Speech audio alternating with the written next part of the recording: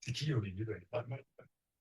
Bonsoir mes chers amis, alors vous voyez que le décor a changé par rapport au, au reste des cours de mardi. Nous sommes chez notre ami Olivier qui nous reçoit ce soir avec Baruch Hashem.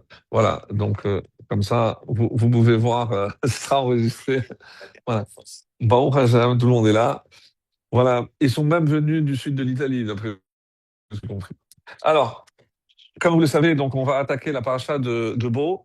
Et comme lorsqu'on a la chance d'avoir un public en direct, donc je regarderai plus le public que la caméra et vous m'excuserez par avance, même ceux qui écouteront le cours par la suite verront que je regarde pas la caméra comme je le fais d'habitude. C'est vrai que quand on a des êtres en chair en os, c'est beaucoup plus agréable et je vous remercie. Donc le cours sera Leilui Nishmat. Alors, Aïcha bat Mesa Oda, Myriam bat Pesia, Yosef ben Moshe, Rivka bat Malka, Félix Messaoud ben Esther, Asher ben Salomon et Imi Morati, Myriam Flora Batsara, Sheashavua Pekidat, Shenata. Ce sera donc les 12 mois. On attaque donc la paracha de Bo qui, comme vous le savez, on le rappelle souvent, comme Rachid le fait d'ailleurs dans la première paracha de la Torah, lorsqu'il précise que la Torah aurait dû commencer par cette paracha justement, parce que HaChodesh Hazeh Lachem, ce mois sera pour vous le premier des mois, se trouve dans notre paracha de Bo. Bo, comme le rappelle également le Balatourim, parce que Bet et Aleph, c'est trois, et effectivement, on va voir que dans cette paracha, on a les trois dernières plaies parmi les 10. La semaine dernière, on en avait 7, et cette répartition, on l'avait déjà expliqué les années précédentes, on dira peut-être un petit mot ce soir. Pourquoi cette répartition 7 et 3? Pourquoi on n'a pas fait comme on le dit dans la Haggadah? Et d'ailleurs, le Midrash nous l'avait rappelé, non seulement ça se trouve dans la Haggadah, mais aussi dans le bâton de Moshe. Dans le bâton de Moshe, il y avait marqué les initiales d'Etzar, Adav, Adash, Be'achav. Donc pourquoi on n'a pas coupé en 3, 3, 3 et 4 comme c'est. Pourquoi cette répartition? On va voir également que tout le livre de Bereshit, il y avait combien de mitzvot? Ok. Très très peu. Si, il y a, bien sûr qu'il y a. La Brit Mila, Guy Danaché. Donc Brit Mila, c'est la deuxième. Guy Danaché, c'est la troisième. Et vous m'avez oublié la première. Non, dans Bereshit. Exact. Bravo, Olivier. Pérou, bon. Il n'y en a pas plus. Tout le livre, 12 parachiotes de Bereshit, il n'y a que 3 mitzvot. Dans les deux premières parachiotes de Shemot et Vaera, il n'y a pas de mitzvot. Et là, on arrive à Bo et on passe à 20. 9 AC, 9 mitzvot AC et 11 lota AC. De quoi parlent essentiellement toutes les mitzvot? Elles sont liées à ce qu'on appelle Pessah des Mitzrayim et aussi Pessah des Shel Dorot, puisqu'on va recevoir les indications concernant le Chametz, comment je dois manger le Korban Pessah, pourquoi griller. D'ailleurs, vous savez pourquoi il fallait le griller et pas le cuire? C'est marrant.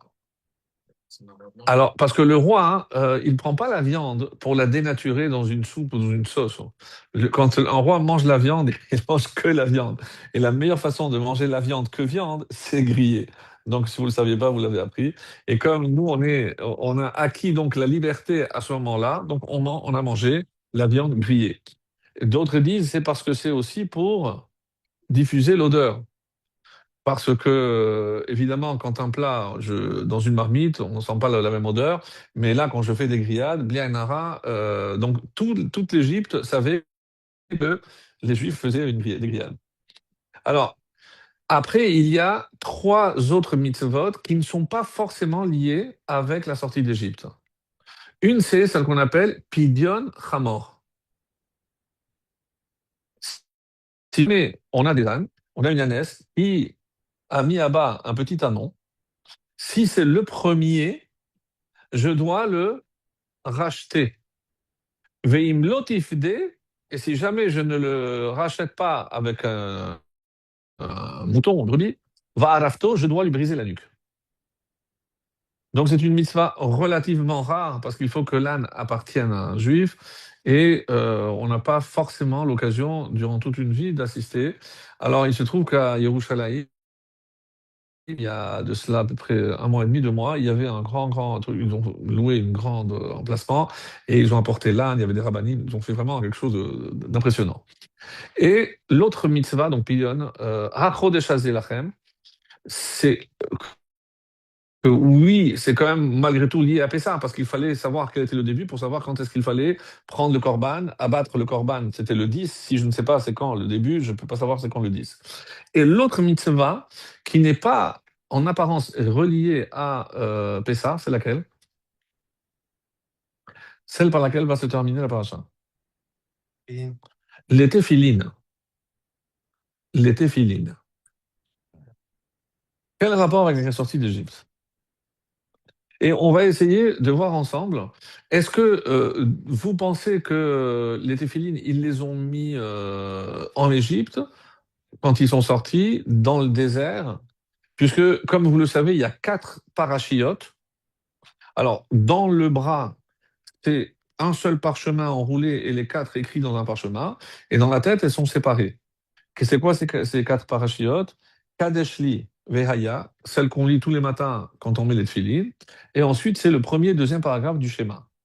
Mais il se trouve que le premier et deuxième paragraphe du schéma, on va le recevoir dans Va être Anan, c'est dans Devarim. Donc c'est bien plus tard. Donc comment je peux dire qu'ils ont commencé à mettre les tefilines alors qu'ils n'ont pas encore reçu les textes qu'il fallait y mettre? Heureusement, on n'a pas attendu Rabbeinu Tam. Donc, ouais, comme tu dis.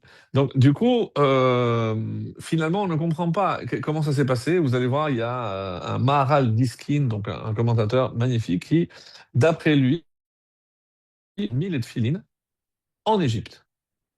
Comment? Lorsqu'ils ont abattu le Corban Pessar, l'agneau, ils ont récupéré la peau et avec cette peau-là, ils ont fabriqué des tefilines. Alors, ils n'avaient que 2 textes à mettre, ils n'ont mis que 2 textes. Ils ont laissé 2 autres boîtiers vides, d'après le Marais. Et il va poser une question aussi extraordinaire, et dire, regardez la différence avec, par exemple, la mezouza. Vous savez que d'après la halakha, est-ce que la mezouza, j'ai besoin de mettre un boîtier? non. Non. Si je colle le parchemin, je fais la mitzvah. Alors pourquoi? C'est pour préserver, on dit aussi par signaux, si c'est pour la chambre à coucher, il vaut mieux qu'elle soit couverte. Mais sinon, la halakha, j'accomplis la mitzvah en mettant que le parchemin. Pour les tefilines, pourquoi j'aurais pas dit la même chose? Je prends les parchemins et je les accroche. Pourquoi je dois mettre un boîtier? De quelle couleur est le boîtier? Non. C'est une halakha? Oui. Il y a halakha le Moshe Misinaï, et c'est là où tout le monde fait l'erreur. Halakha le Moshe Misinaï, qu'est-ce qui doit être noir impérativement? Les lanières. D'après la halakha le Moshe Misinaï, il n'y a que les lanières qui doivent être noires. Oui. Aujourd'hui, comme il se retourne, on a fait aussi l'arrière. Avant, il n'était pas forcément, c'était plus naturel. C'est vrai que c'est plus naturel. Mais et alors pourquoi le boîtier, on a décidé qu'il est noir aussi? Alors, parce qu'on voit tout en noir et blanc. Ou alors pour aller avec les lanières, why not? Et est-ce qu'il y a une autre raison à cela? Alors, avec un peu de patience, et dans 1 h et 15 minutes, on aura peut-être la réponse à la fin du match. Je vois. Donc, on essaiera d'avoir une réponse. Ça, c'est le premier point qu'on va essayer d'aborder ensemble. Et essayer de comprendre, on va profiter de l'occasion pour essayer de comprendre un peu mieux que représente cette mitzvah des téphilines. Parce que je vais donner quelques citations. Ils vont vous montrer que celui qui accomplit la mitzvah des téphilines, on lui compte comme s'il faisait toute la Torah. Comment? Parce qu'il y a comme ça un texte qui dit que le peuple juif dit à Hachem, nous, on aurait voulu étudier la Torah tout le temps, mais on ne peut pas, on n'a pas le temps. Parce qu'on doit faire d'autres choses. Alors qu'est-ce qu'Hachem leur a répondu? Mettez les tefilines et je compterai comme si vous aviez étudié toute la journée. Ça n'a été dit pour aucune autre mitzvah. Aucune. Alors, nous, aujourd'hui, évidemment, on a réduit le temps d'utilisation parce qu'on met maximum l'heure de la tfila. Mais avant, ils mettaient les tefilines toute la journée. Et donc, en ayant les tefilines, vous imaginez l'engagement et la responsabilité, pas de mauvaises pensées, pas de mauvais endroits, pas de mauvaises paroles. C'était des contraintes telles que même eux, les Chachamim, ont dit on ne peut pas imposer ça, personne ne va tenir. Donc c'est déjà bien de les mettre pendant la tfila, pendant 1 heure. Déjà que pendant l'heure de la tfila, on soit à la hauteur, ce serait magnifique. On ne parle pas d'autre chose, des résultats.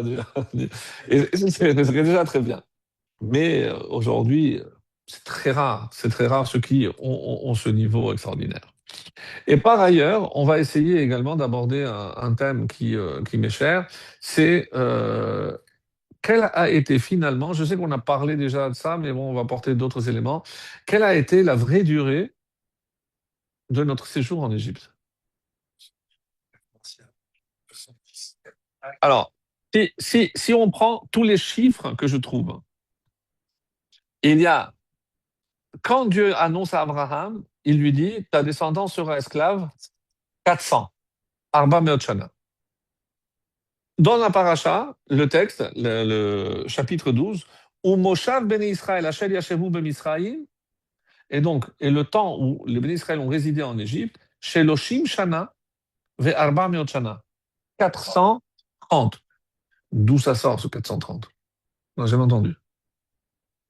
Ensuite, vous avez dit, non, il y a déjà des allusions où il c'est ni 400 ni 430, mais 210.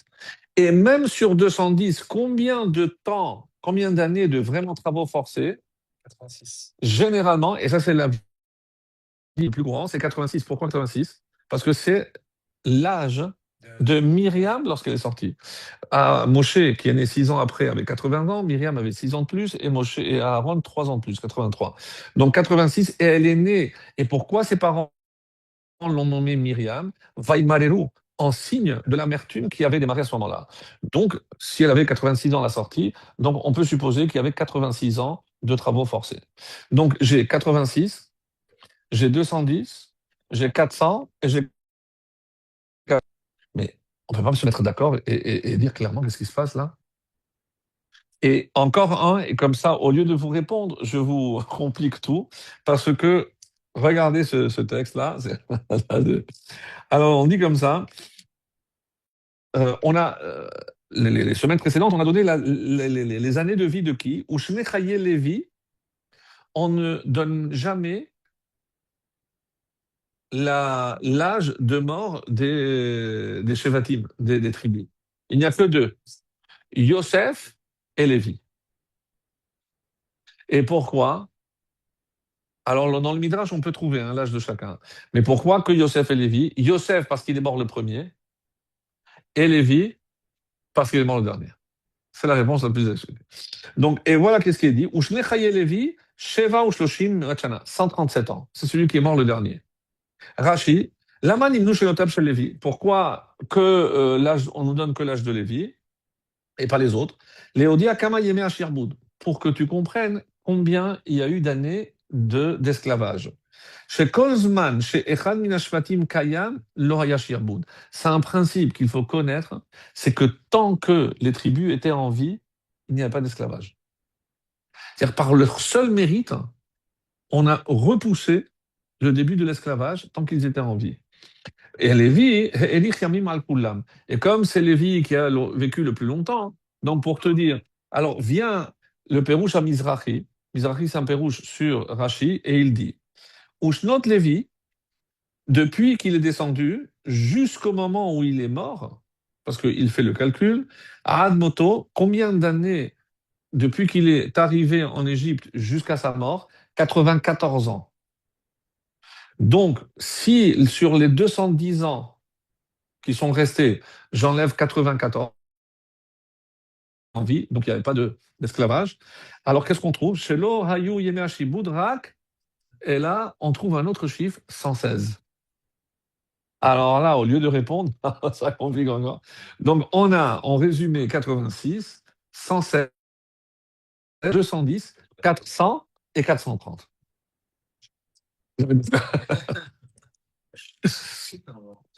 Comment? 68? 68, d'esclavage. Non. 68, non. 86. Tu as confondu. Mais on s'en sort pas. Pourquoi c'est pas clair? Alors, il y a énormément de réponses. Énormément de réponses. Et les réponses vont d'un registre, on va dire, du plus simple au plus complexe. Par exemple, dès qu'on va toucher, entrer dans les calculs, si je ne consulte pas, je m'en sors pas. J'ai lu enfin, parce que c'est bon, il faut calculer. Mais il y a des réponses qui sont très originales. Et à la fin de la fin, je vais apporter quelques réponses. Mais pourquoi c'est pas clair?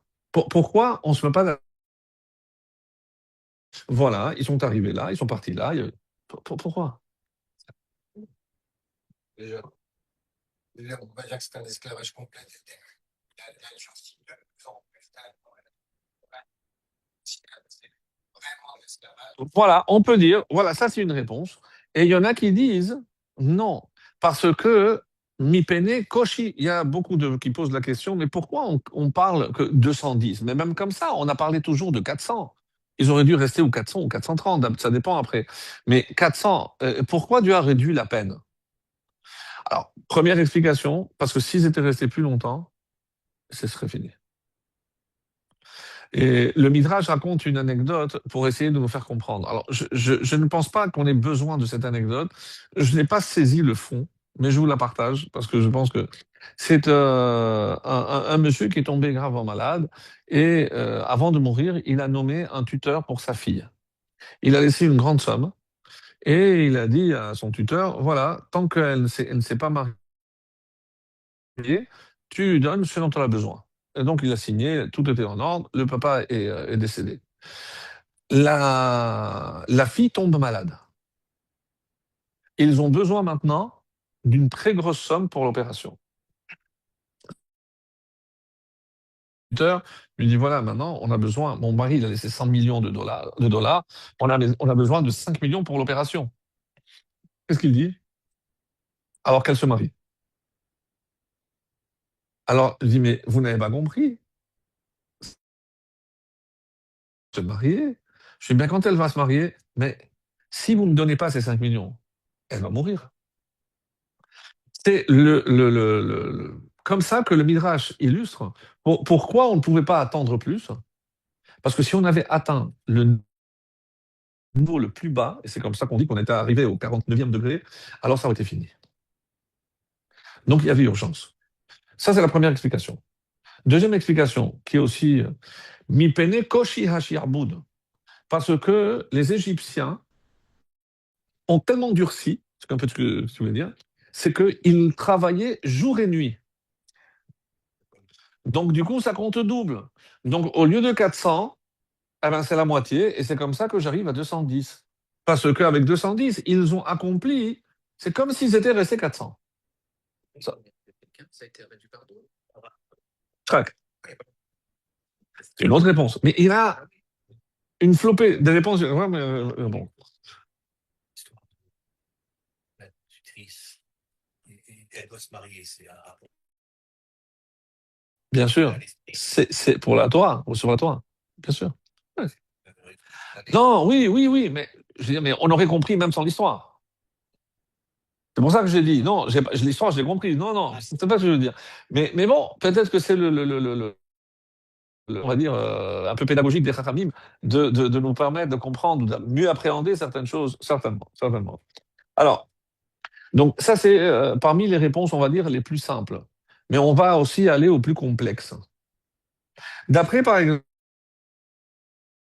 vous vous étonnez, il y a une allusion lorsque, à la fin de Bereshit, lorsque papa Yaakov envoie les frères, envoie ses enfants, tous les frères, chercher de la nourriture en Égypte. Et il ne dit pas aller en Égypte, il dit redou. Bon, il y en a qui disent parce que Israël, c'est toujours en lime. Quand on va en Israël, on s'élève. Sinon, on n'y va pas. Quand on descend d'Israël, on s'en va, on descend.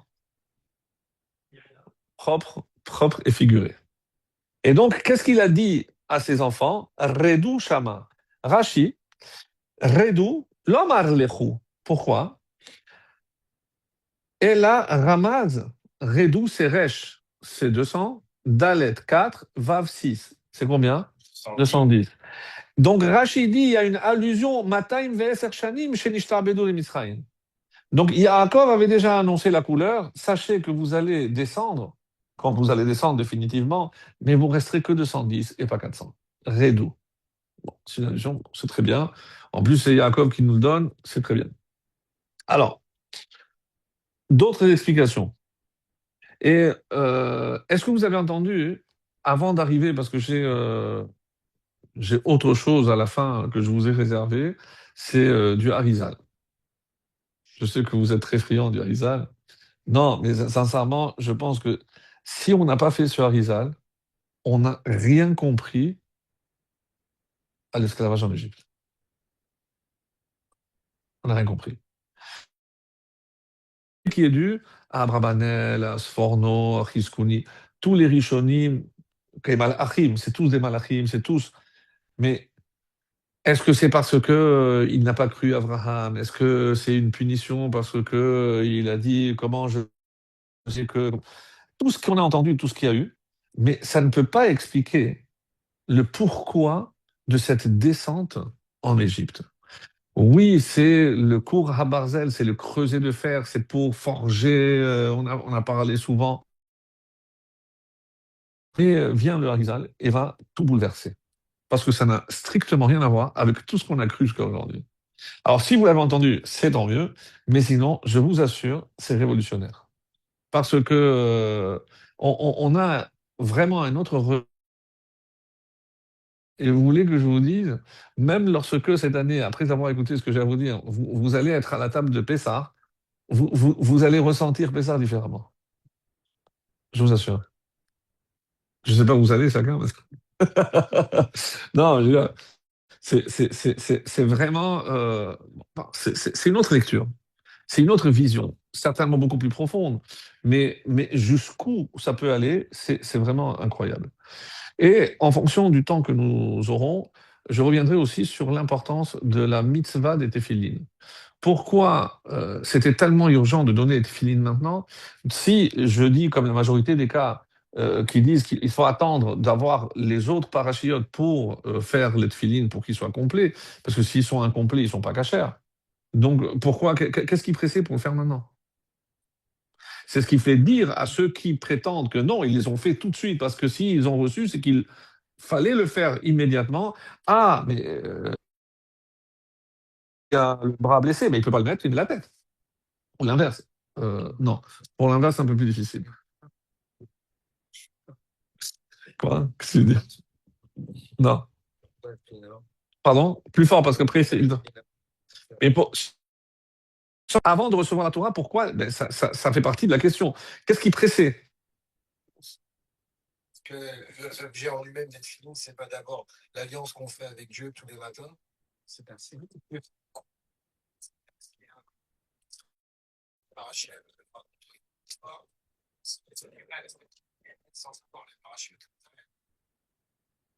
Oui, on peut dire ça.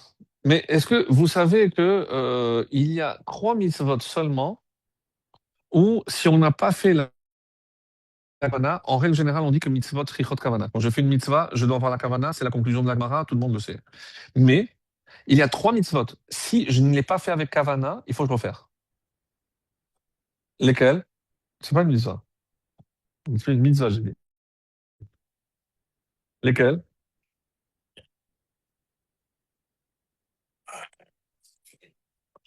Et pourquoi?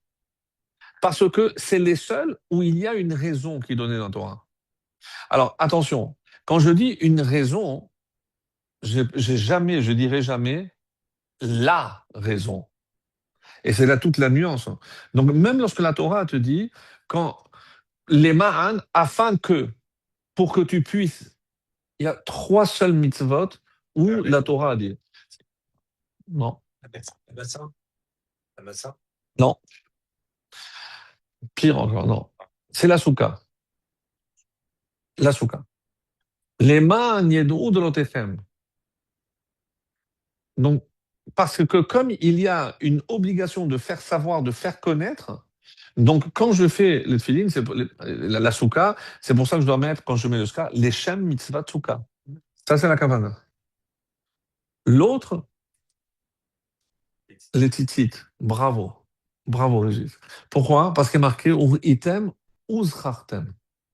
Donc, il y a une raison. Pourquoi tu dois les voir? Pour te rappeler. Qu'est-ce que ça te rappelle?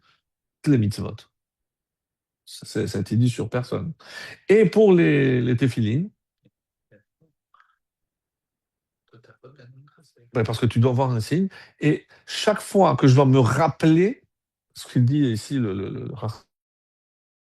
c'est que quand il y a une discorde, je dois me rappeler, je dois le faire en pensant que c'est pour cette raison que je le fais. La souka, les tefilines et tzitzit. Sur ça, puisqu'on en parle, est-ce que vous vous rappelez celui qu'on appelle le Mekoshesh Etzim? D'après certains midrashim, il s'agit de Tselophrad, le papa des filles. Qu'est-ce qu'il a fait? Qu'est-ce qu'il a fait? Il a été Mechal Shabbat Befaresia.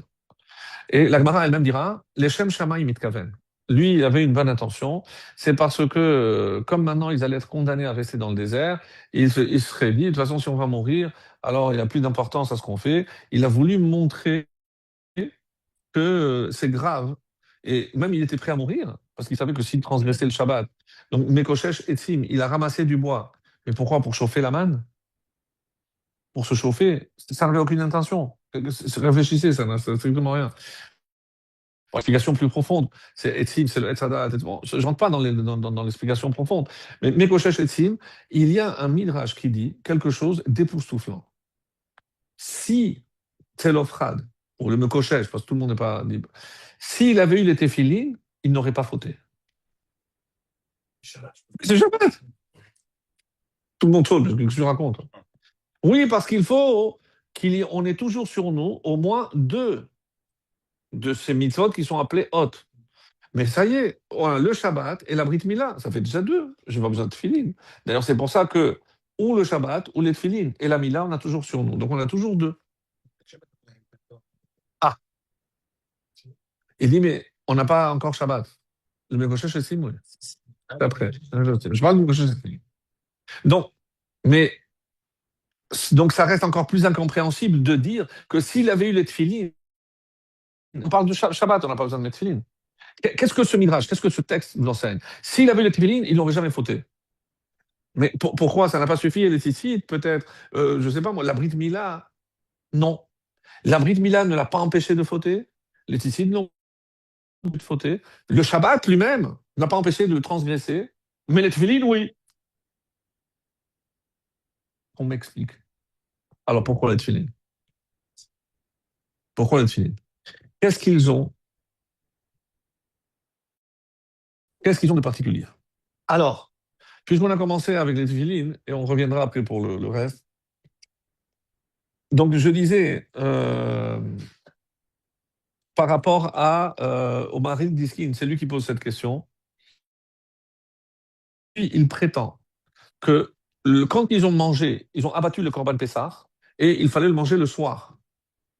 Donc, qu'est-ce qu'ils ont fait pendant toute l'après-midi? Ils ont fabriqué des tefilines. Puisqu'ils avaient chez l'animal, donc ils ont pris la peau et ils ont fabriqué des tefilines. Ils ont pu savoir qu'on fait le signe, moi je suis Alors, pourquoi tu me les donnes maintenant?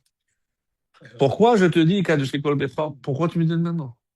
Donc, Chartam Leot, même un minimum, il a fallu donner. Alors, est-ce qu'ils savaient déjà qu'ils étaient noirs? Alors, quand je dis que c'est Alachal et Moshe Misinaï, mais ils n'étaient pas encore au Sinaï, donc ta question est plus que pertinente. Donc, s'ils n'étaient pas au Sinaï, alors comment ils ont pu faire? Ils ne savaient pas comment faire. Donc, Oui, oui, oui. Ben, voilà. Alors, dans traité de Ménachot, même Guimel, écoutez bien ce que je vais dire. Kol sheyesh lo tfilin berosho ou bezro. Celui qui porte les filines sur son bras et sur sa tête. Tzitzit bebigdo. Celui qui a un habit à quatre coins et il y met les tzitzit. Mezouza bepitro. Une mezouza à sa porte. Il y a une chazaka. Il y a une présomption chez lo yecheta, qu'il ne faudra jamais. Ah ben ça vaut le coup, quoi. on a tous ça. Ben ça vaut le coup. Quoi, alors je mets les filines et je fais toi? Ah ben c'est bon à savoir, ça. C'est une chazaka. Un témoignage, comme ça veut pas dire. Mais ça ne veut pas dire qu'on est nickel, qu'on est propre et irréprochable. Non, mais je comprends. Mais ça reste quand même une affirmation. Alors, vous savez qu'il est dit que la semaine prochaine, quand ils ont traversé la mer Rouge, on dit que l'eau était choma, miminam ou misemolam. Donc, la mer était pour eux comme une muraille à droite. Mais en règle générale, la muraille, elle est faite pour quoi? Merci. Merci. Donc, c'est pour se protéger. Donc, qu'est-ce qui protège à droite?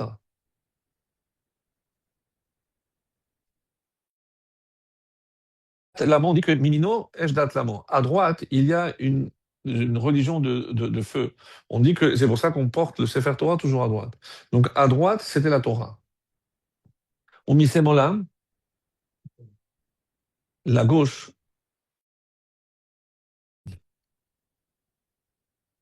En face, qu'est-ce qu'on a en face? Quand je regarde un homme de face, bon, je ne le vois pas, mais je sais qu'il est là. La bride de face. Et à l'arrière, magnifique. Le nœud de l'arrière. La meilleure protection du juif, c'est lorsque il tient la Torah à droite, les tefilines à gauche, les tefilines de la tête et la Brit Mila. Et avec ça, il est pareil. Il est pas dans l'arrière. Il est porté dans l'arrière, dans la portion. Bien sûr. Et il y avait le roi qui portait toujours le tefilin de la Torah dans sa femme. C'est comme ça que c'est marqué dans Menachot. Et c'est pour ça que le Yerushalmi, dans le traité de Jérusalem, on dit que la mitzvah tefilin, c'est la plus importante de toutes des mitzvot assez. Des mitzvot qui impliquent une action, c'est les tefilin. Et tellement qu'on dit pour que le nom d'Hachem soit toujours sur toi. Et on explique comment le nom d'Hachem est sur toi. Alors vous connaissez l'explication classique, parce qu'il y a le Shin, le Dalet et le Yud. Mais il y a une autre explication que vous ignoriez. Moshe, il a dit Ehye Hachem Ehye. Ehye, c'est 21. Combien de fois le nom d'Hachem apparaît dans les Tfilin? Ah, vous le saviez?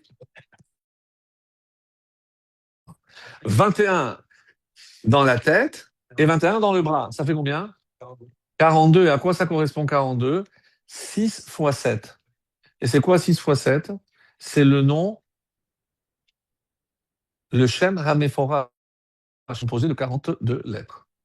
Donc, comme il est dit, les mains tiennent Torah Hashem Beficha. Donc, Veyare Umimeka, quand ils verront que tu portes le nom d'Hachem, ils auront peur de toi. On dit parce qu'ils vont voir les tefilines. Parce que moi, le goy, il voit un boîtier noir, il aura. Parce que entre les deux, il y a 42 noms, 42 fois le nom de Dieu, et c'est ça qui protège. On dit que quand tu mets les tefilines, qu'est-ce que tu introduis en toi? Si je dis que le nom de 42 lettres fait partie de toi, c'est que la Shekhinah, elle te possède. Et ça, c'est sur aucune autre mitzvah.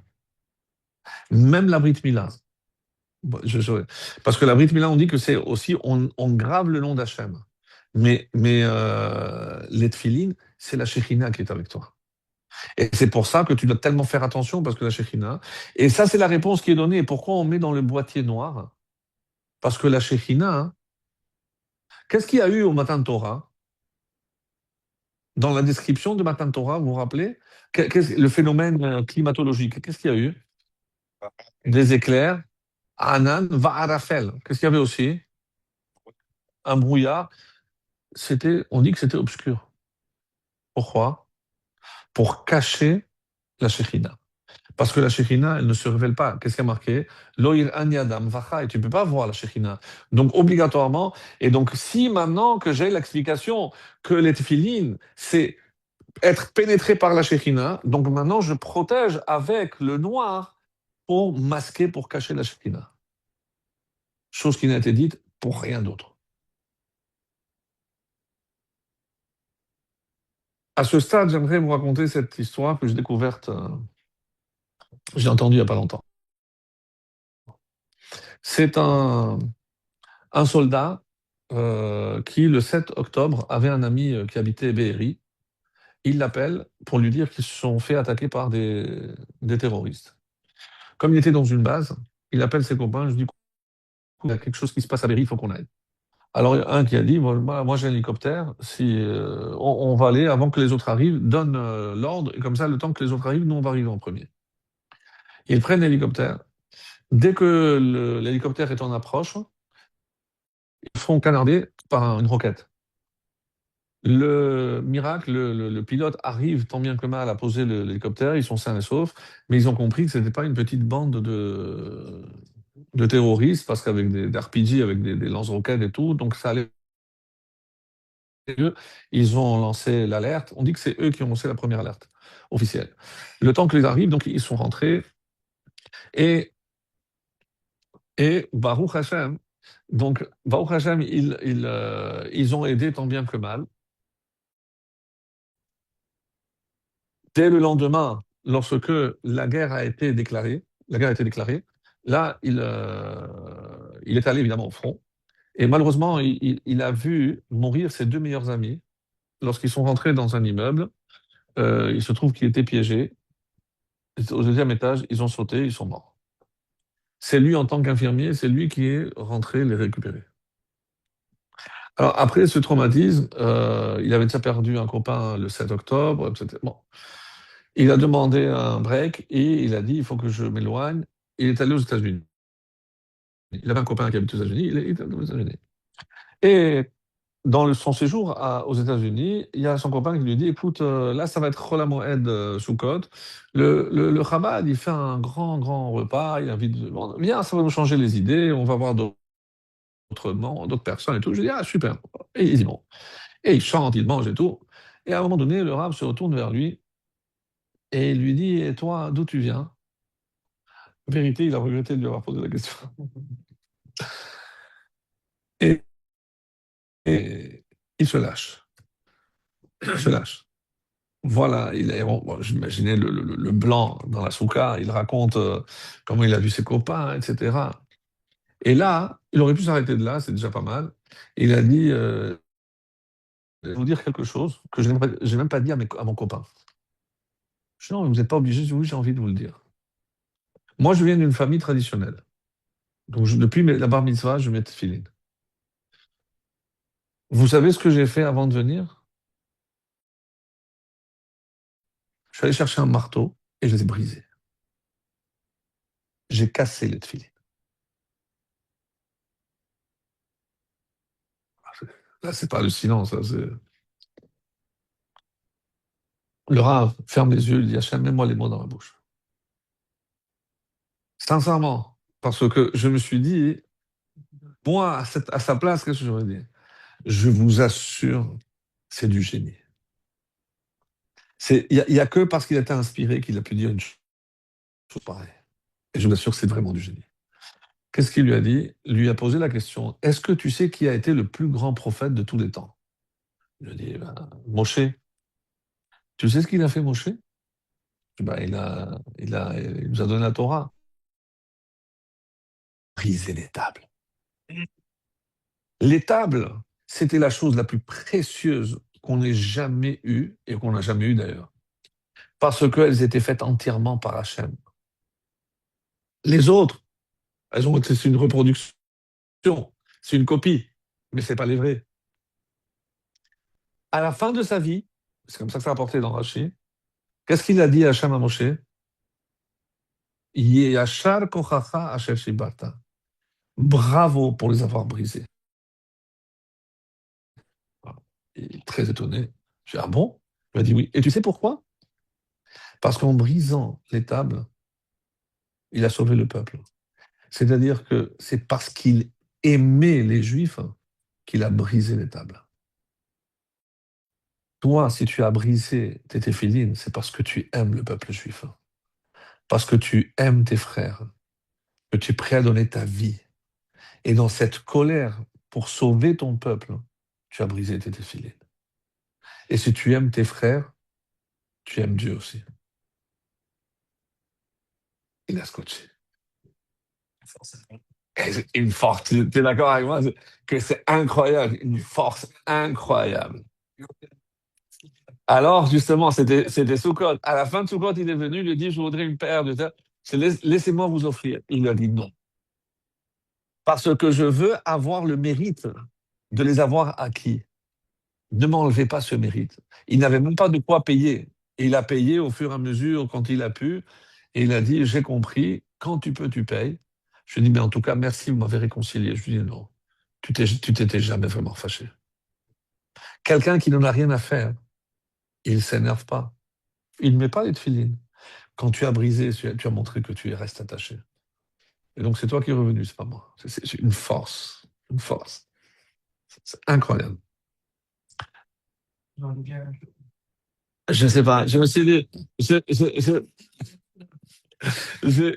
réfléchi. Non, honnêtement, j'ai réfléchi. Est-ce que j'aurais. Peut-être si j'avais été inspiré. Non, j'ai déjà eu des jeunes qui m'ont dit, écoutez, moi je crois pas en Dieu, etc. Non, ça on en a eu déjà. Baruch Hashem, ça. Mais allez, Baruch Hashem. Mais oui, je dis avec beaucoup. Mais aller jusqu'à. C'est un level quand même. De casser le feeling, c'est fort, c'est fort. Mais penser à Moshe et les tables, c'est d'une puissance. La vérité, c'est incroyable. Incroyable. Non, la vérité, c'est que. Bon. Alors, donc, pour revenir à ce que les tefilines représentent, et je pense que c'est la seule mitzvah qui a cette importance, ça peut répondre aussi pourquoi il fallait tellement faire tout de suite. Pourquoi on n'aurait pas pu attendre d'avoir tous les textes pour les mettre. Alors c'est comme ça que le Zohar, par exemple, et c'est Rabbi Haim Vital qui va dire Kol hazahir b'mitzvah tefilim bechol yom, c'est le Zohar. C'est cité par Rabbi Haim Vital, l'élève du Harizal. Celui qui fait attention à la mitzvah tefilin chaque jour, ma'ale alav hakadosh baruch hu, Hachem compte que ilu kiyem tariag mitzvot. Waouh. Celui qui fait attention et scrupuleux avec la mitzvah des tefilin, on lui compte comme s'il avait fait toutes les mitzvot. C'est pour ça que l'Amra dit qu'il faut être mémachmesh, il faut souvent toucher. Toucher, pourquoi? Parce que ça peut se déplacer, donc il faut être toujours faire attention qu'il soit bien centré, qu'il soit bien placé, sinon la connexion ne passe pas. C'est pour ça que c'est très important de savoir exactement où il faut le mettre, etc. C'est la seule Avera. Quand quelqu'un, par exemple, n'a pas mis, n'a pas pris les arbres minimes, il n'a pas fait la mitzvah de Lula. Il a raté, là. Il a raté. Bon, peut-être que sous code prochain, il le fera, mais il a loupé, il a loupé. Quand quelqu'un n'a pas mis les tefilines, il est appelé poshéa. Quelqu'un qui faute avec son corps. Aïe, aïe, aïe, aïe, aïe. Et vous savez comment il est appelé, quelqu'un qui n'a pas mis les tefilines? Karkafta, c'est un crâne, un squelette qui n'a jamais mis de tefilines. Parce que quelqu'un qui n'est pas, met pas de tefilines, c'est comme un squelette. Il est mort. Et c'est la seule mitzvah sur laquelle il a été dit que ça. Très, très, très bon. Très, très bon. Poché Israël Begoufo. Alors, et c'est comme ça qu'on dit Il que. peut pas être immun du tout, Pardon? Oui, celui qui n'a jamais eu de feeling. parce qu'il est malade. Non, non, non, non, non, non. Ça, c'est un nous. Celui qui ne met pas parce qu'il est malade ou il a pas eu, il a un empêchement, c'est un nous. C'est quelqu'un qui décide de. Ah, pour lui, ça lui parle pas. Ça lui parle pas. Donc, Même dans un cas de rébellion. mhm. Non, Même un cas de rébellion. Non, rébellion, c'est. qui ont pu ont déchaîné. Est-ce qu'ils sont dans ce cas-là? Il y a ce qu'on appelle un moumar. Il y a deux choses. Moumar, dans quelqu'un qui est considéré comme un renégat, il y a la notion de moumar l'été avon. C'est un renégat, mais parce que il a une pulsion. Et celui-là, il est jugé beaucoup plus favorablement.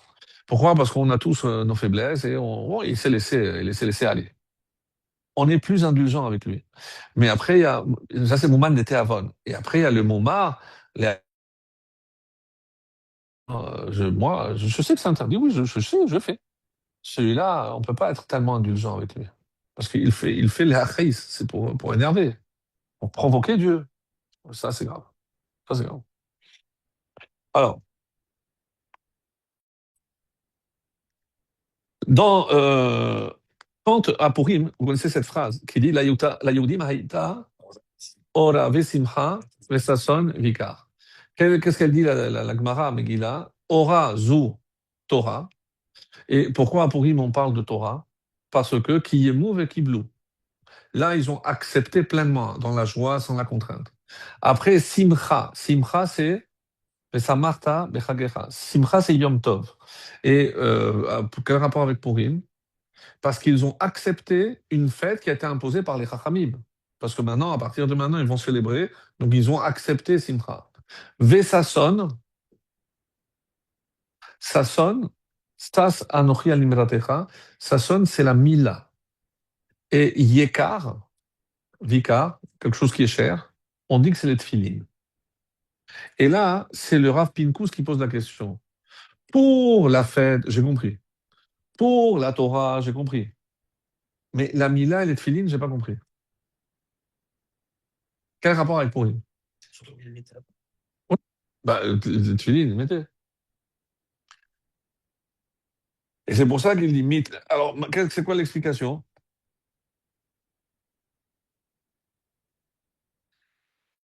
Et comme ça, comme il voulait s'occuper de Torah, et c'est ce qu'ils ont dit, nous, on aurait voulu nous occuper beaucoup plus de la Torah. Mais comme on ne peut pas le faire, à ce moment-là qu'Hachem leur a dit, alors mettez les tefilines, et moi je compterai comme si vous avez étudié tout le temps la Torah. Donc, et par rapport à la Mila, donc, j'ai pas lu une réponse satisfaisante, mais pourquoi, quel rapport avec Purim? Et pourquoi la Mila? La Mila, il la faisait. Oui? Ah, c'est une alliance. Et alors, il faut un lien avec Purim. Il a dû en accepter en pleine dans la Torah. Parce que c'est comme s'il faisait la côté.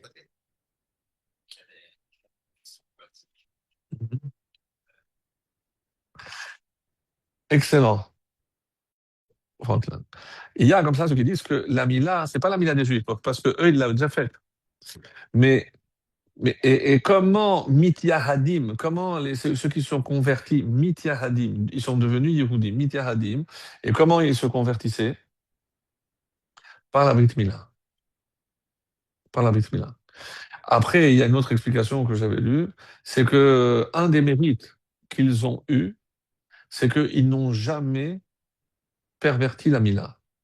C'est pas comme à l'époque des Grecs où ils se sont assimilés et ils se sont mélangés. À Purim, malgré tout, ils ont préservé la Brit Mila.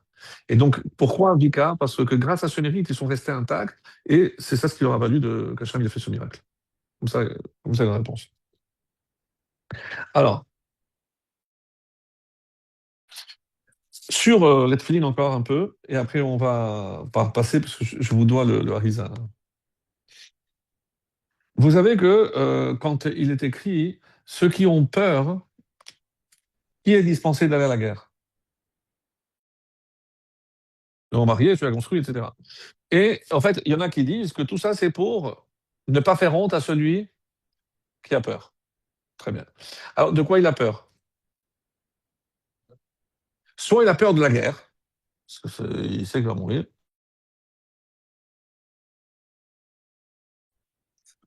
C'est pas un vrai sadique.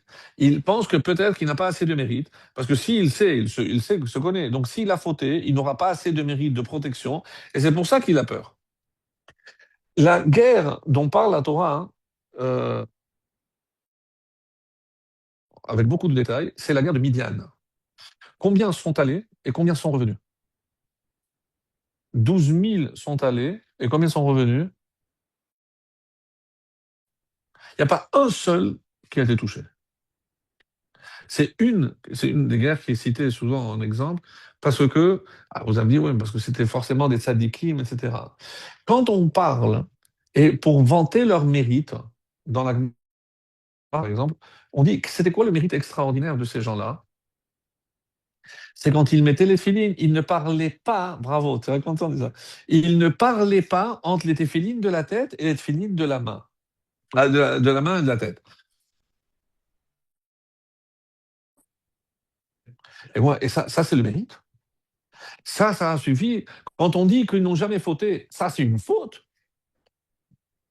S'interrompre, c'est une faute. Pour moi, une faute, c'est une vraie. C'est pas considéré vraiment comme une faute. Alors, c'est comme ça que, et c'est moi qui le dis.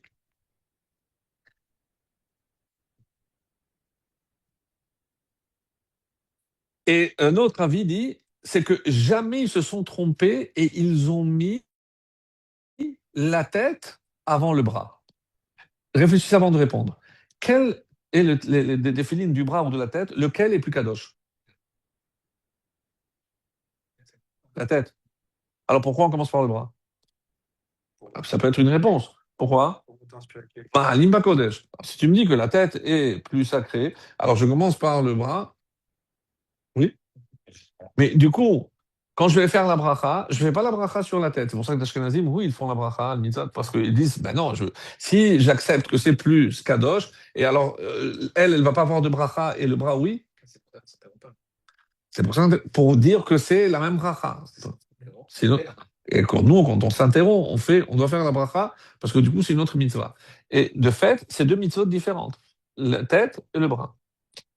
Et c'est cette réponse qui est extraordinaire pour moi, parce que ça met un petit peu.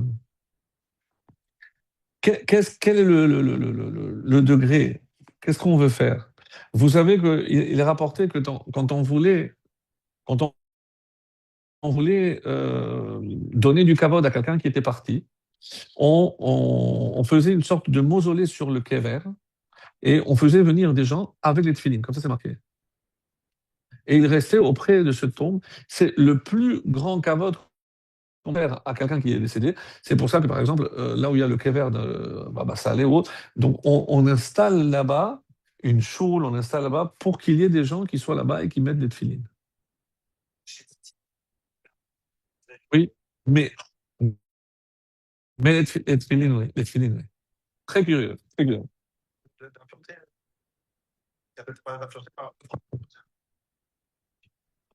Et peut-être que la semaine prochaine, si on a le temps, on dira, parce que je voulais vraiment toucher, parce qu'aujourd'hui, c'est à la mode. Il y a une femme qui a mis les filles. Vous savez qui c'est? La fille de Shaoul, Michal. Oui, je parle dans la Bible. Michal. Alors, c'est comme ça, on maintient le suspense, à part les filles de la fille, mais il y avait une raison, et si Dieu veut, la semaine prochaine, on parlera de ça. Alors, C'est pas fini sur la tête. oui, j'arrive, c'est pour ça que je suis en train d'expliquer. Oh, j'arrive.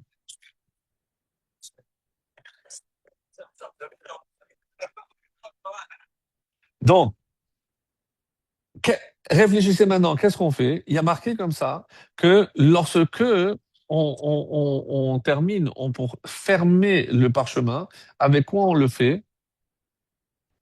On le fait avec les tendons d'un animal.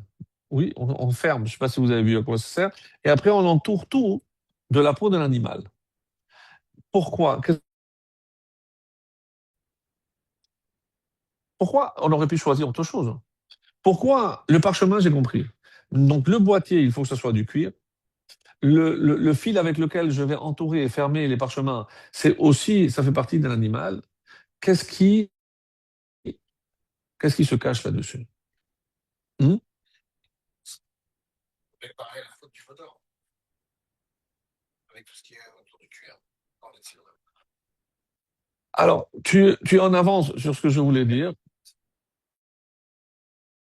On dit que pour la faute du Vaudor, mais ça, pourquoi c'est compliqué? Parce qu'on n'a pas encore reçu ni la Torah ni le Vaudor. Donc, donner les tefilines maintenant, Mais bon, on dit que parce qu'on va, ben, quand on a parlé de la traversée de la mer Rouge, que le gauche, c'est tefilines, on allait les mettre, d'après ce qui. Non, pas encore. Donc, on va les mettre. On sait déjà qu'on va les mettre. Pour on dit que la capara, c'est ce que c'est marqué. Pour faire la capara du Vaudor, il y a deux choses qui ont aidé le peuple juif. Une, c'est les tefilines, et l'autre, il y en a qui parlent de la paradouma, mais on n'a pas à la recevoir. Et la paradouma, on l'a reçue avant la faute, parce qu'on a reçu Amara. Et il y a autre chose, on dit le Mishkan. Mais pas encore. Mais pourquoi? En quoi le Mishkan va faire une capara? Et c'est pour ça qu'il faut comprendre. Et très rapidement, parce que ce serait un peu long. Mais quand ils ont décidé de faire le veau d'or, la majorité des avis disent que c'est pas vraiment là, de la Avodazara. Donc, eux, qu'est-ce qu'ils cherchaient? Maintenant, il manque Moshe. On n'a rien. On dit qu'ils voulaient un endroit pour faire résider la Shekhina. Eux, ils voulaient sentir la présence divine avec eux. C'est pas si méchant que ça. Donc, alors, ils se sont trompés dans leur calcul, parce qu'il fallait attendre. La preuve, c'est que Hachem va leur donner après le Mishkan. Et quelle est la particularité du Mishkan? Qu'Acher Tziva Hachem et Moshe. La particularité du Mishkan, c'est qu'il représente exactement ce qu'Hachem attend de toi. Pourquoi tout est entouré par des éléments du règne animal? Adam Ubhema Toshia Hachem. L'homme et l'animal, Dieu va sauver. Qu'est-ce que l'animal vient faire ici? On ne parle pas des animaux. Adam, quand est-ce que Hachem va sauver l'homme? Ubhema. C'est lorsque l'homme, il se soumet à Hachem comme l'animal.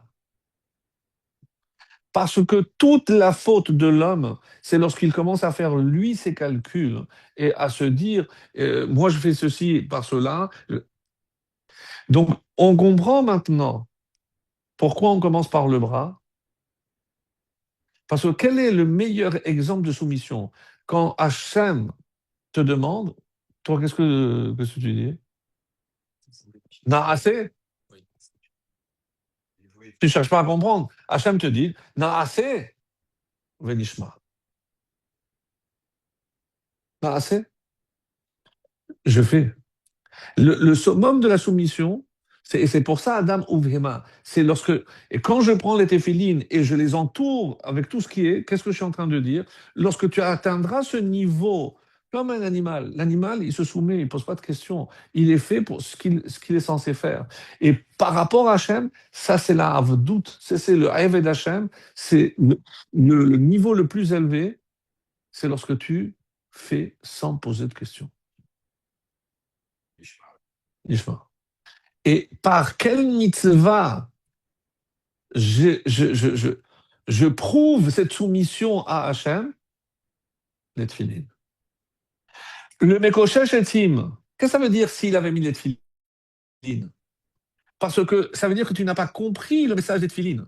Parce qu'on t'a pas demandé de faire tes calculs, oui, parce que ça va faire du bien, et je vais leur montrer. Mais on t'a pas demandé, tu fais ce qu'Hachem il te demande, point. Si tu avais les tefilines, tu aurais compris ce message.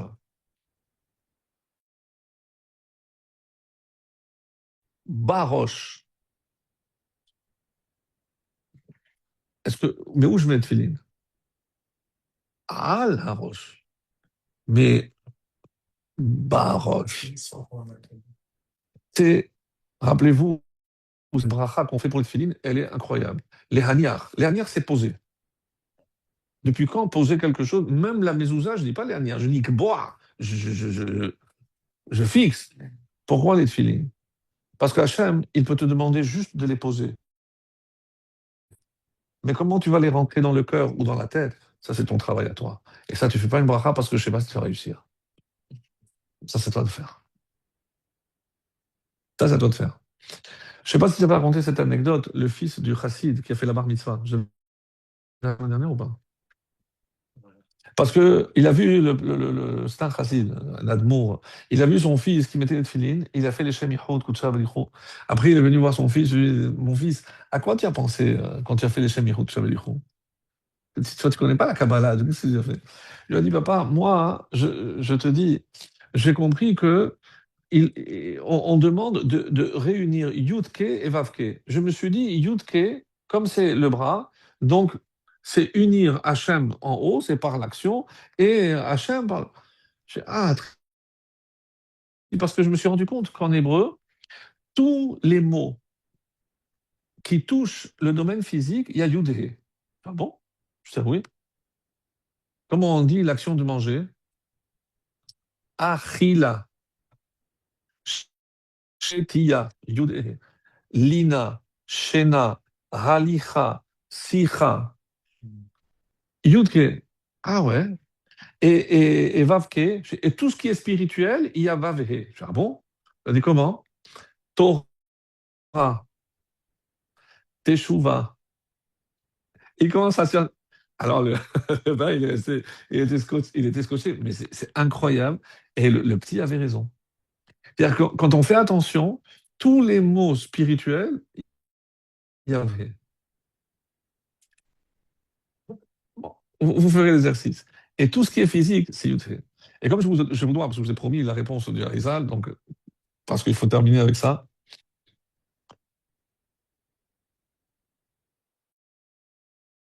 Parmi les réponses, il y a une que j'aime bien vous donner parce que je trouve qu'elle est très belle.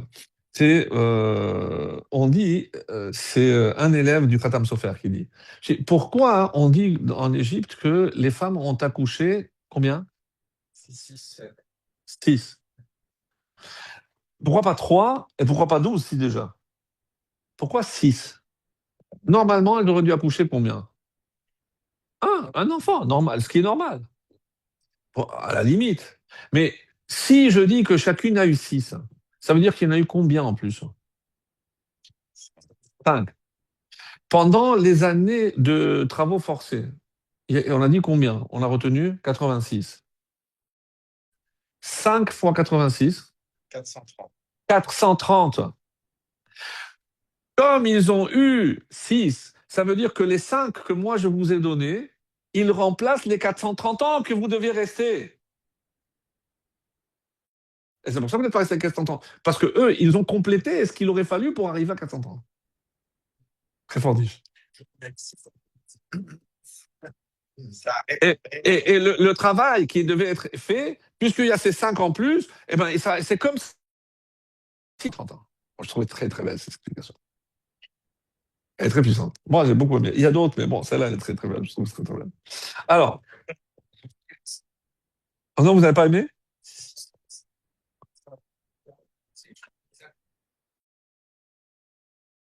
Rabbi El-Hanan, comme ça dit, un des élèves du Khatam Sofer. Après, pour rentrer un peu dans Torah ta Kabbalah et terminer avec le Harizal, comme ça on termine en beauté. Non, parce que...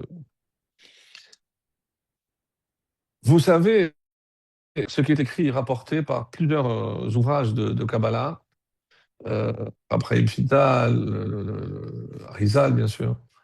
Ils disent pourquoi il a fallu aller en Égypte et qui est allé en Égypte. Qu'est-ce qui est le plus choquant chez nous quand on voit ce qui se passe en Égypte? À part les travaux forcés. Les midrashim, est-ce que c'est vrai? Est-ce que c'est un peu exagéré quand on dit qu'il y a des enfants qui ont été jetés dans le Nil, dans les Nils. Il y a d'autres qui ont été jetés dans les briques. Je m'excuse, mais avec toute la meilleure volonté, vous allez parler de ça à table, Pessah? Vous allez raconter à vos enfants ce qui s'est passé avec nos enfants en Égypte? Mais c'est pas possible, c'est pas possible, non. Je veux dire, mais c'est les midrashim, c'est tout ce que vous voulez, mais ça reste quand même extrêmement dur. Extrêmement dur. Écoutez ce qui est dit au nom du Risa. Ce qui s'est passé en Égypte est venu pour réparer toutes les fautes depuis Adam jusqu'à l'Égypte. Citez-moi des fautes. La faute ceux qui sont morts dans le déluge. Le déluge. Donc, tous ces enfants qui ont été jetés dans le Nil, c'était les Neshamot qu'il a fallu récupérer de ceux qui étaient morts dans le déluge. C'est quoi l'autre faute? Oui, mais parce que là, c'est une mitzvah, il meurt et c'est comme ça qu'il répare la mort de la faute. Parce que là, c'est une faute. Et là, c'est pour une mitzvah. Tu as vu la réparation? Quelle autre faute connue? Babel. Qu'est-ce qu'ils ont construit là-bas? Des tours. Avec quoi? Avec des briques. Ça, c'est les enfants dans les briques. Révolutionnaire. C'est tout ce qui se passe, c'est pour réparer toutes les fautes de l'humanité depuis la création jusqu'à l'Égypte. Il y a tout ce qu'il faut. Il y a tout ce qu'il faut. Il y a tout ce qu'il faut. Tu le sais, ça. C'est lorsque Moshe a tué l'Égyptien. Moshe, c'était Evel. Mais tu savais, ça, tu le sais, ça. Je te dis pas ce que tu sais. Alors, écoutez bien ça, parce que c'est magnifique. Normalement, vous savez qu'après la faute de Adam, qu'est-ce qu'il a fait, lui, pour faire Teshuvah parce qu'il a compris que c'était très grave. On dit pendant des années, il s'est séparé, il s'est éloigné. Pendant combien de temps? 30 ans. Adam, d'où il a choisi ce chiffre? Question?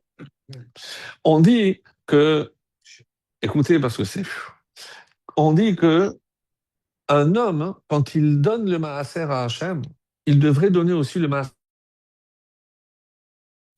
Alors, comment je peux calculer ça, hein? Parce que je donne le temps pour la tfila, je donne le temps pour l'étude. Donc, il faudrait que, et comme c'est un cadeau, ça suffit pas à 10%. Pour s'enrichir, il faut 20%. Donc, sur tout ce que je vais m'occuper la journée, il faudrait que je donne 20% à Hachem. Sur la vie d'un homme, il faudrait qu'il fasse aussi 10 ou même 20%. Parce que Hachem, on ne va pas faire l'avare avec Hachem. Oui. Combien de temps il devait vivre, hein? 1000 ans. Donc, combien il reste? 20%. 200. Donc, il faut qu'il donne 200 à Hachem. Mais sur ces 200, à qui il a donné aussi comme cadeau? Combien? 70, combien il reste?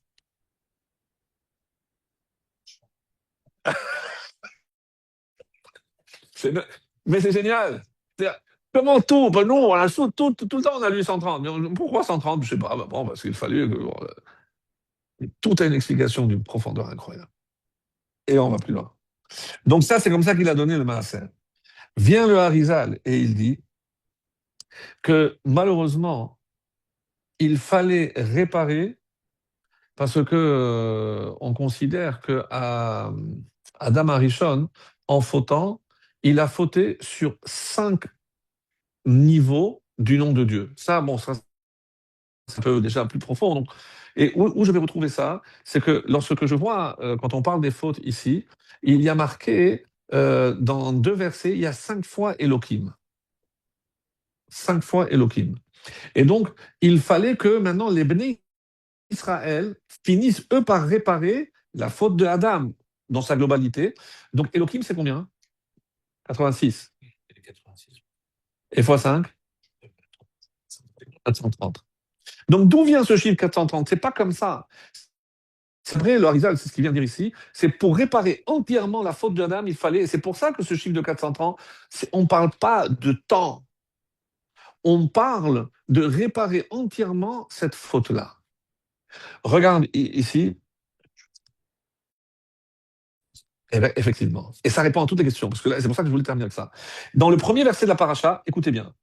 Va Yomer Hashem, Bo el Paro. Pourquoi des fois il dit Bo, pourquoi il dit l'air? C'est lorsque c'est dans la maison de Pharaon, c'est beau, parce qu'Hachem il est là, sinon l'air. Leman Shiti Ototai, Elle Bekirbo. Comment c'est traduit ici? Donc, viens chez Pharaon, je l'ai fait s'obstiner, ainsi que ses courtisans, afin que je puisse démontrer mes signes miraculeux au milieu de lui. Mais mes signes, c'est pas marqué. Shiti Ototai, Elle est. C'est quoi Elle est? Ceux-là. Lesquels? Ah, ceux à venir, puisque là, il manque trois. Oui. D'ailleurs, il y en a qui disent que pourquoi elle s'appelle Bo la paracha? Parce qu'elle est trois. Bet, c'est Bechorot. Tu te rappelles de ça? Non, les initiales. Bet, c'est Bechorot. Aleph, Arbe.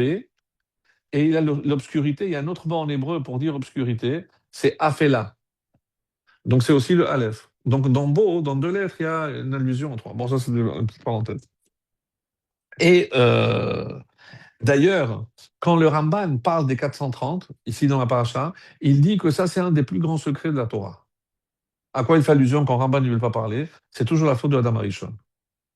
Donc, c'est sûr qu'il y a ici des secrets extrêmement profonds. Et à notre niveau, parce que nous, on n'a pas ce niveau-là, on dit comme ça, chaque fois qu'on parle de Avodazara, comment on appelle de ne pas faire de la Avodazara? Dans quel langage utilise la Torah généralement? Dans le schéma. Tu ne serviras pas Elohim Acherim. Et pourquoi on dit Elohim? Pourquoi tu utilises ce nom qui est celui d'Hachem? On ne dit pas Yudke Vavke Acher ou Shaddai Acher. Il n'y a pas. Il n'y a que Elohim. Parce que, et ça c'est ce que le regard va expliquer. Écoutez bien, à notre niveau, hein, toujours. Parce que on dit comme ça que la galoute de Mitzrayim, c'est la galoute du Da'at. Da'at, c'est la première bracha dans la Mida, une conscience. Et c'est quoi cette conscience? C'est que Dieu dirige le monde. Quand tu regardes chaque fois qu'il est dit les mains c'est mains teda, chaque fois qu'il y a une plaie, c'est les mains teda. C'est-à-dire, c'est au contraire. Qu'est-ce qu'il a mis, Hachem, je connais. Mais celui que tu me dis, Elohim, je ne connais pas. Et comment s'est formé le mot Elohim? C'est mi avec ele. Le prophète, il dit, c'est ou Enechem, Marom Enechem, lève les yeux, ou, et regardez quoi, mi bara ele. C'est quoi mi? Mi, c'est yudke. Et ele, ça correspond à vavke. Mi, c'est combien? 50. C'est bina, c'est les 50 portes de la bina. Et si je renverse le mot, yam, c'est en bas. La présence de Dieu en bas, c'est yam, c'est la mer. C'est l'inverse. Qu'est-ce que la Avodazara? C'est lorsque je sépare mi de ele. Quand ils ont fait le vaudor, qu'est-ce qu'ils ont dit? Elle est Elokecha Israël. Elle est Elokecha. Donc, chaque fois que je sépare, et c'est le pharaon le premier qui a fait, et on dit que par la faute de Adam, cette expression qui relève du Zohar, on dit Kitzetz les plantations. À quoi ça fait allusion? C'est comme un arbre. Lorsque tu le coupes, hein, tu le coupes de la racine. Tu déracines, tu sépares le haut du bas. Et ça rejoint tout à fait ce qu'on a dit avec les téphilines. Qu'est-ce qu'on fait avec les téphilines? L'action en haut. Donc, tout le but de la sortie d'Égypte, c'était de rétablir, par rapport à la faute de Adam, de réunir mi avec Élé, l'action et la réflexion, le monde d'en bas et le d'en haut. Et maintenant, vous comprenez par quoi se termine la paracha? par la mitzvah des téphilines. Parce que c'est les téphilines qui, plus que tous les autres, expriment l'union du haut et du bas. Et ça répond à toutes les questions qu'on a posées, très rapidement, mais ça nous permet de voir que l'esclavage d'Égypte, c'est pas juste pour passer un petit stage de Emouna, c'est beaucoup plus profond que cela. Et on dit que quand on aura réparé complètement, eh ben, c'est quand le monde en haut et le monde en bas se réuniront, c'est qu'est-ce qui va se passer à ce moment-là, comment on le saura? Parce que le temple qui est en haut, c'est le même que celui qui sera en bas parce qu'il va descendre. Qu'on soit tous dorés, qu'on puisse le voir très bientôt. Amen.